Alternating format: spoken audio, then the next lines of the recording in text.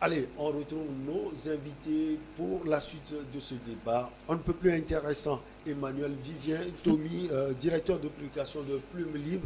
Il est également conseiller en communication politique. Nous avons également Louis Kamako, rédacteur en chef de Togo Breaking News. Et l'homme politique Georges Eo. Il est du CLE plutôt, cercle des leaders émergents. On parlait du Niger et de la France. Incident autour du convoi de Barkhane. Les victimes de Terra seront indemnisées. On vous redonne la parole, Emmanuel Vivien Tomi. Oui, vous savez que dans les enquêtes sur des dossiers comme cela, il y a la responsabilité de beaucoup d'acteurs. Si on reprend le dossier, c'est à l'AFP que l'armée française a affirmé que nous avons vu des gens par terre quand nous avons tiré. Mais on se disait que c'est des blessés. Et l'armée française n'a pas refusé sa responsabilité. Mais du côté diplomatique et du côté officiel, la France dit que c'est une responsabilité collégiale. Et le président nigérien qui a des enjeux face à la menace terroriste, il ne faut pas se tromper, en politique, on ne peut pas se permettre de plaire aux citoyens. Quand au Mali, il y a ce désordre-là qui risque d'avoir des répercussions sur la lutte contre le terrorisme en Afrique de l'Ouest, le président nigérien ne peut pas se permettre de raconter n'importe quoi. Et vous avez vu les accords qu'ils sont en train de signer. Vous avez vu l'intervention du Parlement nigérien. Qu'est-ce qui s'est passé? Il y a eu mort d'homme, c'est à condamner. Comme le disait Obasanjo, même si c'est un seul mort, c'est un mort de trop. Et donc, le président a condamné tout de suite. Et pour apaiser les cœurs, pour que cela ne soit pas la cause d'un soulèvement, il faut prendre les responsabilités. Qui avait commandé les troupes côté nigérien? Parce que nous ne nous trompons pas. C'est un convoi français qui passait. Et c'est l'armée et la police du Niger qui assumaient la sécurité. Alors, s'il y a eu effectivement une manifestation, il y a des manifestations sans armes, mais qui sont des manifestations violentes. Et dans le domaine de la sécurité, si un groupe de manifestants se lève en main nue et va à la présidence de la République, ce groupe peut faire partie le président. C'est pourquoi on ne va même pas permettre que le groupe approche même la porte de la présidence. Ne nous trompons pas. Alors, il y a eu mort d'homme, ça doit être condamné de partout, et c'est ce qui est fait. Maintenant, la vérité doit surgir, et c'est ce que tout le monde réclame. Mais de là à dire que M. Bazoum n'est qu'un préfet de la France, moi, je ne le vois pas. Personne l'a dit ça. Je ne le vois pas. Non, personne l'a dit. Peut-être Bazoum a été clair. Peut-être. La France, peut-être la lecture français et les militaires nigériens ont la lourde responsabilité de ces actes. Mais l'État prend ses responsabilités et indemnise. Quitte maintenant aux journalistes de continuer les investigations pour sortir encore des éléments. Quand nos confrères de l'AFP ont approché l'armée française a fait des révélations. Peut-être que dans les jours à venir, on va en savoir plus. Mais moi, je ne pense pas que c'est une bonne chose aussi de dire les Occidentaux n'ont qu'à nous foutre la paix, alors qu'on n'a pas la possibilité de prévoir une attaque d'un groupe terroriste de 20 personnes. Il ne faut pas se tromper. On a besoin de l'autre.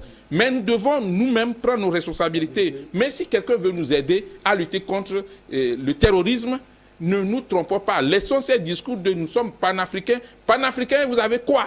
Panafricains, vous posez quoi? Panafricains, vous avez quelle idéologie? Avec quels moyens sophistiqués? Vous faites quelle recherche pour avoir des armes pour pouvoir atteindre? Vous faites quelle recherche pour pouvoir voir l'ennemi venir d'abord? Donc je pense qu'il faut qu'on se dise la vérité. On a du beau crier sur les réseaux sociaux, nous sommes des panafricains, non au franc CFA, non à la France, non à l'Europe, non à la Russie. Mais attention, non à tout. Mais vous n'avez pas les drones qu'il faut, vous n'avez pas les avions qu'il faut pour pouvoir les chasser. On va les chasser, ils vont partir, mais après, on va voir. Alors, Louis Kamako, on parle de grave défaillance du dispositif de maintien de l'ordre. À partir de cela, tout est clair.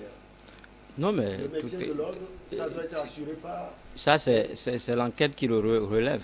Mais je pense que essayons juste de renverser les choses. Vous imaginez un seul instant l'armée nigérienne allait tirer en France?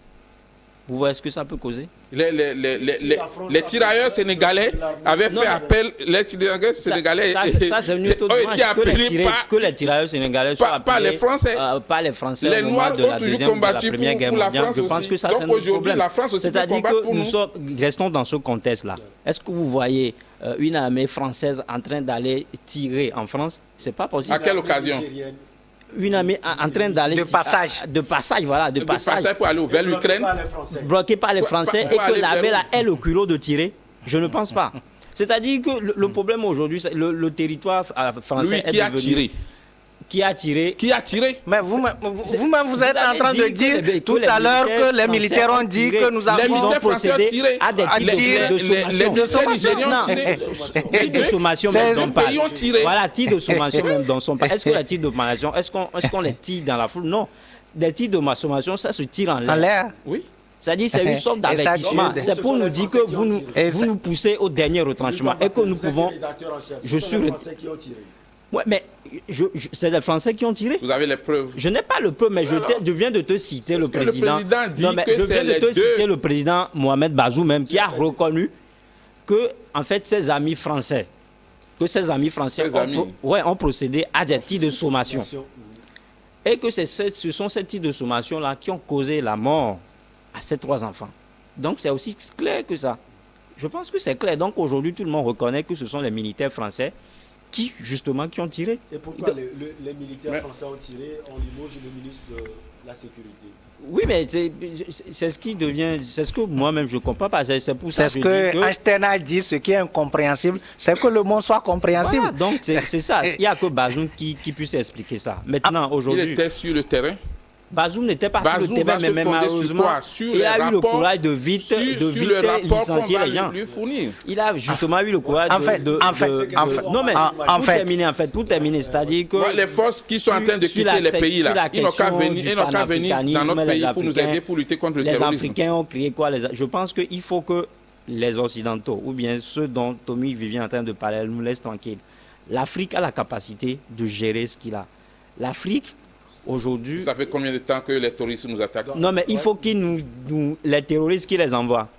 Où ils ont trouvé les armes? Comment est-ce que ils ont trouvé les armes à Korobongou là-bas? Ou bien c'est à Bamako là-bas, ils ont fabriqué les armes. À 3 mois de la fin de son mandat. On ne peut pas parler comment? Qui a tué Kadhafi? C'est-à-dire autant de questions qu'on pose. Je pense que ce sont des sujets qui sont devenus aussi banals, des sujets triviaux dont tout le monde parle. Et puis c'est nous les Africains encore qui les soutenons dans ces genres de choses. C'est ça le problème. Contre quoi on ne sait pas. Non, moi je ne soutiens pas. Non, vous soutenez. Parce que comment vous pouvez parler de panafricanisme? Comment vous pouvez parler des Africains qui sont incapables de prévenir un attentat de 20 personnes? Comment vous pouvez parler sans parler de d'où les armes viennent, sans parler de qui les armes, sans parler de la cause, et vous parlez des conséquences? Non, on peut pas le faire. En fait, le problème, je vais pas m'en tenir à ça. Mais ce que je suis en train de faire comprendre à Toby, c'est qu'aujourd'hui, faut pas qu'on se dise, qu'on se résume aux conséquences du terrorisme, qu'on se résume aux attentats seulement, qu'on se résume aux attaques, qu'on va jusqu'au fond et qu'on puisse déterminer les causes, qu'on puisse déterminer les sources d'approvisionnement et qu'on puisse déterminer l'intérêt si nous ne connaissons pas. C'est très simple de voir. C'est très simple. C'est très simple.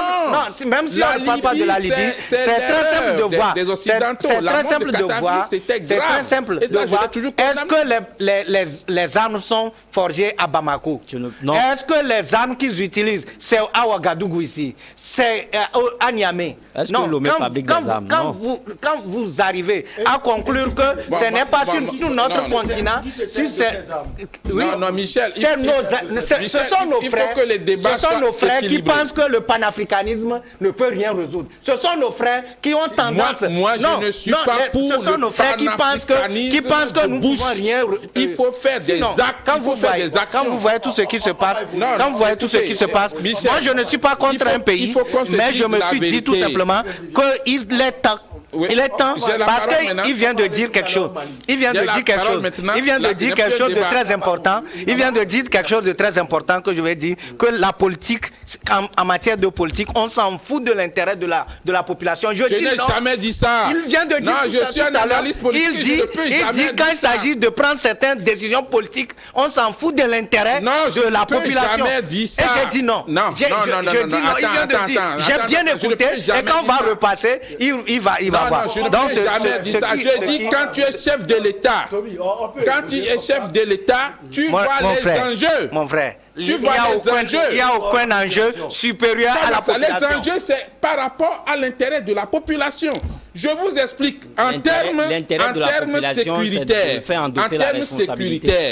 quand il s'agit de protéger le Togo, on peut faire les sacrifices qu'il faut.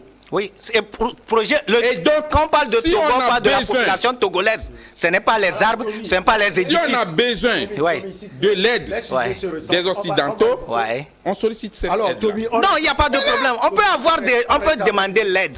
Comme eux aussi, ils avaient demandé l'aide dans autant de guerres. On ne peut pas me dire que panafricanisme, donc non, on peut pas. Ce que je ne veux pas, c'est qu'on tire sur le panafricanisme. On va aller au Mali, on va évoluer. Ce sont les mêmes sujets. Elle invoque une perte d'autonomie et une instrumentalisation au sein de l'organisation. Les autorités de transition maliennes ont fait parvenir un communiqué, c'était le 15 mai dernier, annonçant leur retrait du G5 Sahel. Tommy, on reste avec vous. Quel avenir pour le G5 Sahel après le retrait du Mali? Vous savez que d'abord la composition, le nom même, la dénomination, c'est G5 Sahel. Donc quand ça devient G4, ce n'est plus G5. C'est plus la même chose. Secondo, parmi les 5 pays-là, qui souffre le plus? C'est le Mali. Qui a plus d'attaques? Quel pays y a-t-il parmi les 5 où les ministres ne peuvent pas aller dans certaines zones? C'est le Mali. Alors, il faut dire à la junte au pouvoir, au Mali, la vérité. C'est les autorités maliennes. La vérité, d'abord, c'est que c'est un pouvoir issu du coup d'État. Un coup d'État n'est pas démocratique.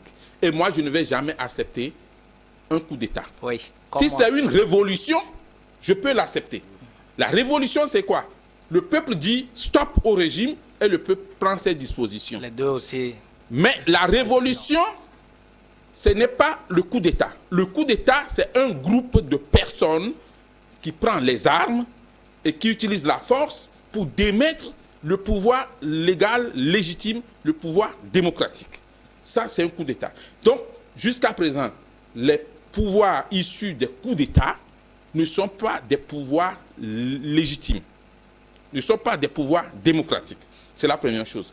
Alors, c'est le principe. C'est le principe. Face maintenant, à l'urgence, Tommy. Face à l'urgence, si la sécurité du Mali. On appelle ça les pouvoirs de fait, si les pouvoirs de fait de ces pays de coups d'État-là marquent des pas et posent des actes qui peuvent aider à la résolution des crises, en commençant par la lutte contre le terrorisme, tout le monde va applaudir.